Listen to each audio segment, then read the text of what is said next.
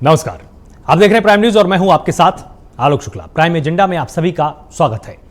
UP में चुनाव की करीब आती तारीखों के बीच बयानों की बाउंड्री भी अब तैयार होने लगी है। एक तरफ विपक्ष तरह तरह के आरोपों के साथ बयानों के जरिए सरकार को सवालों के कटघरे में खड़ा करता है, तो दूसरी तरफ बीजेपी भी बयानों के जरिए विपक्ष को जवाब लगातार देती आई है। यही वजह है कि अगर बीजेपी कहती है कि चुनाव 80% बनाम 20% का रहा, तो जवाब मिलता है 85% बनाम 15% का।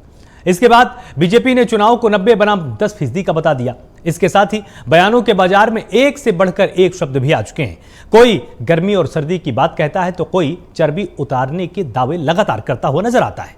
एक तरफ बीजेपी कानून व्यवस्था और कानून के राज की बात करके चुनाव में उतर रही है, तो आरोप सीधे सपा की पिछली सरकार और अखिलेश यादव पर लगाए जाते हैं। इसी सिलसिले में सीएम योगी ने अखिलेश और जयंत चौधरी पर भी निशाना साधा। सीएम योगी ने दावा किया कि 2017 से पहले यूपी में जब दंगे हो रहे थे, तो अखिलेश लखनऊ में बैठकर देख रहे थे और जयंत चौधरी दिल्ली में बैठकर देखते थे।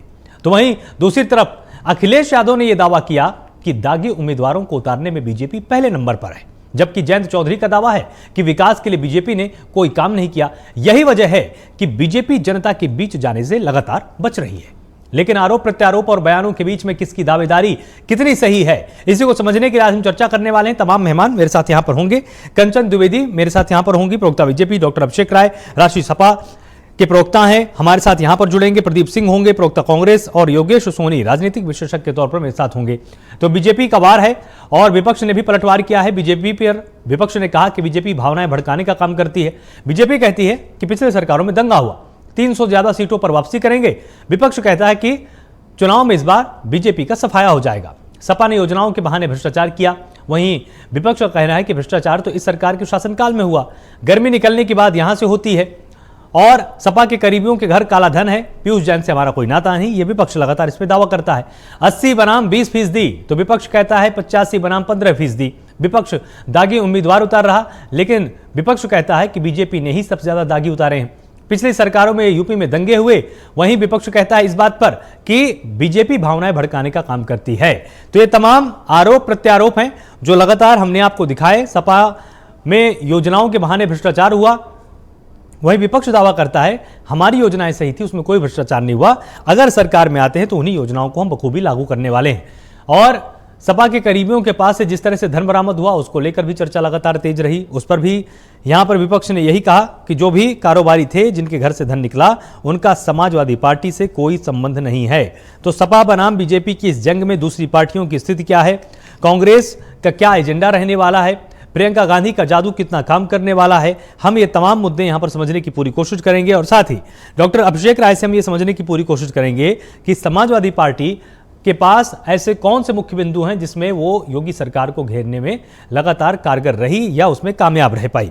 कंचन द्विवेदी मेरे साथ होंगे, उनसे हम समझेंगे कि क्या आपके पास कुछ ऐसी योजनाएं हैं जिन पर प्रश्न चिन्ह भले ही विपक्ष की तरफ से उठाया जाता रहा हो, लेकिन उसको जनता अपने पास महसूस कर सके।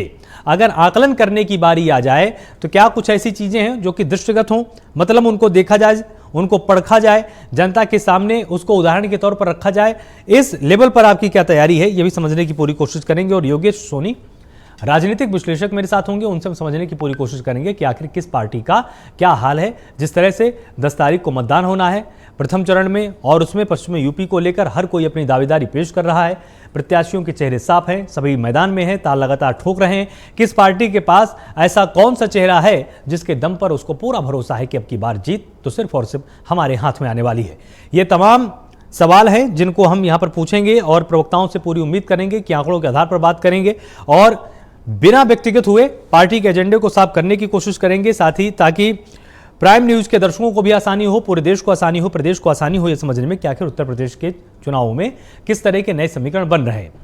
आरोप प्रत्यारोप लगातार हम आपको टीवी स्क्रीन में दिखा रहे हैं कि बीजेपी की तरफ से क्या कहा गया और उस पर विपक्ष ने क्या पलटवार किया है। तो यहां पर यह समझना बहुत जरूरी हो जाता है कि अगर पश्चिमी उत्तर प्रदेश के तेवर की बात की जाए तो वो तेवर किसके साथ अब की बार नजर आने वाला है, वो किस पार्टी के लिए तल्ख है और किस पार्टी के लिए नरम तेवर है, यह भी सबसे जरूरी हो जाता है। जिस तरह से गठबंधन को लगातार उम्मीद है कि हमारी तरफ ही यहां पर जनता को आना है, जनता हमारे ऊपर ही यकीन करने वाली है, बीजेपी का कहना है कि भले ही गठबंधन आपने कोई बना लिया हो, लेकिन हमने इतना काम करके दे दिया है कि जनता हमको ही बेहतर विकल्प के तौर पर चुनने वाली है। ये तमाम ऐसे सवाल हैं जिनके हम यहाँ पर उत्तर जानने की पूरी कोशिश करेंगे। कंचन द्विवेदी मेरे साथ होंगी, प्रवक्ता बीजेपी, डॉक्टर अभिषेक राय राष्ट्रीय प्रवक्ता समाजवादी पार्टी के हैं, प्रदीप सिंह प्रवक्ता कांग्रेस हैं, और साथ ही योगेश सोनी मेरे साथ होंगे राजनीतिक विश्लेषक के तौर पे। आप सभी का बहुत बहुत स्वागत है।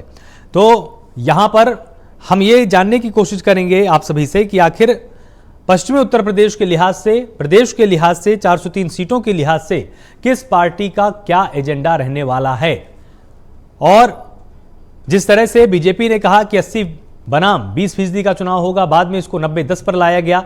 विपक्ष ने कहा कि 85 बनाम 15 का चुनाव होने वाला है, हमारे पास कोई दागी नहीं है, बीजेपी के पास सबसे ज्यादा दागी है, बीजेपी भावनाएं भड़काती है। लेकिन बीजेपी बोलती है कि पिछली सरकारों में दंगे हुए,